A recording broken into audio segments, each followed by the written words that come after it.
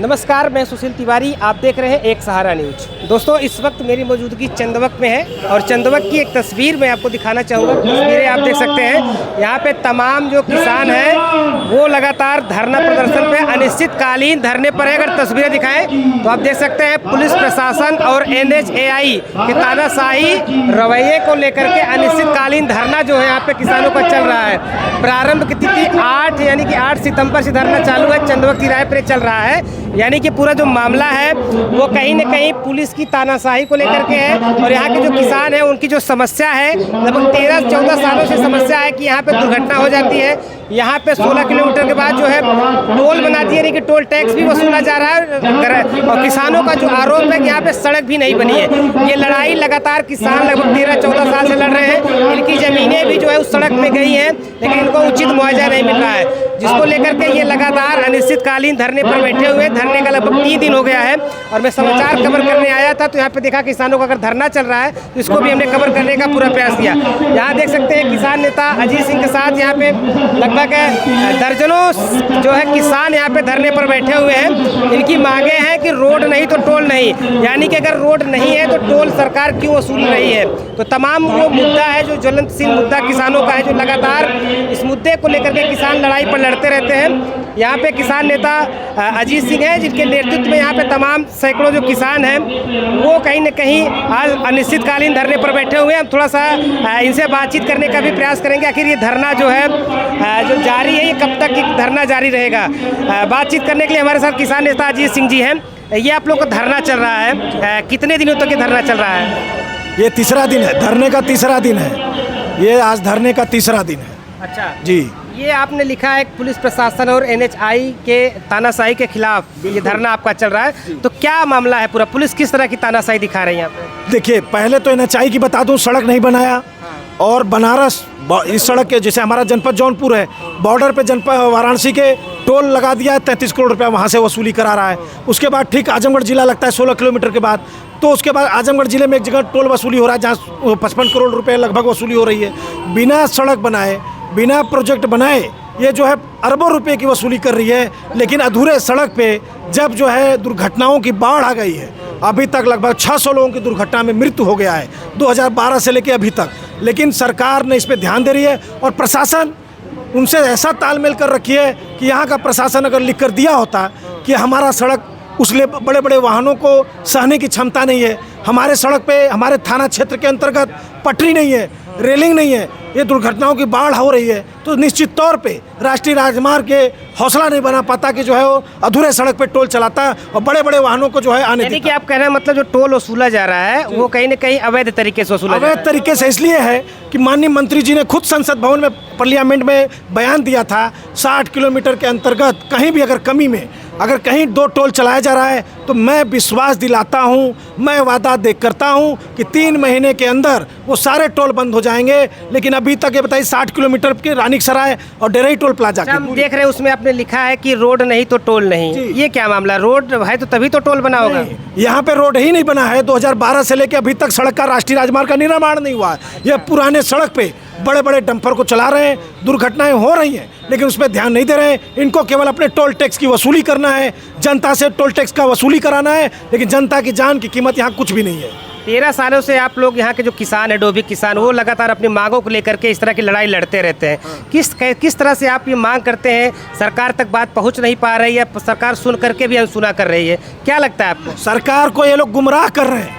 सरकार तक बातें पहुंचती है, लेकिन यहाँ के जो शासन प्रशासन और यहाँ के अधिकारी हैं, चाहे राष्ट्रीय राजमार्ग के हों चाहे प्रदेश लेवल का, ऐसे घुमला देते हैं। ये बताइए, हम लोग प्रतीकात्मक हेलीकॉप्टर भी लगाए थे जनता को जागरूक करने के लिए, यहाँ के नेताओं को जागरूक करने के लिए एक पहल किए थे कि अधूरे सड़क पे अगर आप जब भी आएँ तब जो हेलीकॉप्टर का प्रयोग करें। तो शासन प्रशासन इतनी एक्टिविटी दिखाती है कि 2 घंटे के अंदर अंदर 18 फीट का बने लोहे के हेलीकॉप्टर को गायब कर देती है। लेकिन यहाँ पे 600 लोग मरे, लेकिन उसके लिए शासन प्रशासन ने क्या किया इसका कोई तित नहीं है। अभी तक ना पटरी बना है, पहले पटरी बनना चाहिए, रेलिंग बनना चाहिए कि पहले 9 करोड़ रुपये RTI लगाया तो पता चला 9 करोड़ रुपये का टोल प्लाजा बना है। कितने लोगों की अब तक यहाँ पर मौत हो चुकी है सड़क दुर्घटना में, और कितने किसान ऐसे हैं जो परेशान हैं अभी तक? देखिए अभी तक लगभग 2012 के प्रकरण से अभी तक देखेंगे लगभग 600 लोगों को दुर्घटना में मृत्यु हो गया। हाथ पैर जो उसका टूट रहा है वो अलग टूट रहा है, और 4000 किसानों में से 2012 के प्रकरण से लगभग हजारों किसानों की मृत्यु हो गई।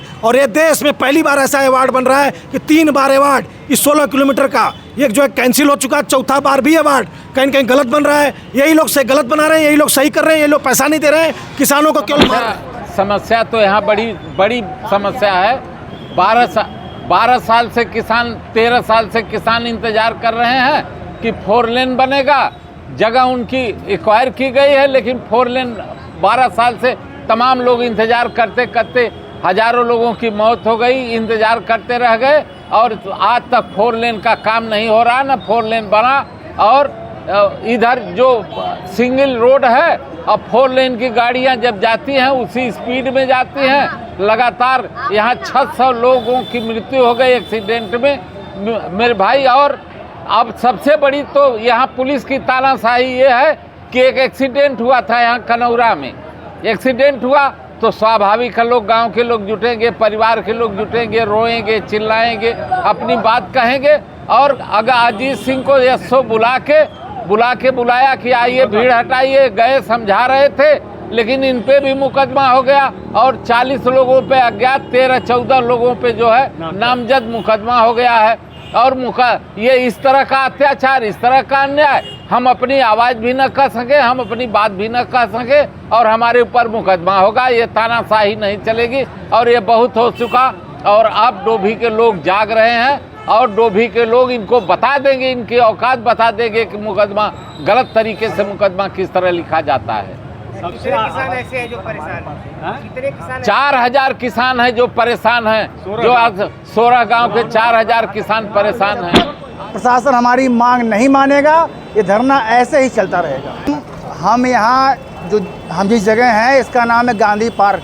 अभी हम गांधी जी के आदर्शों पर चलते हुए और बिल्कुल शांतिपूर्ण तरीके से, संवैधानिक तरीके से यहाँ धरना दे रहे हैं। लेकिन ये मत भूलिए कि हम इसी देश के नागरिक हैं जिस देश में भगत सिंह और चंद्रशेखर आज़ाद जैसे क्रांतिकारी भी रहे हैं। तो हमें वो बनने पर मजबूर मत करिए।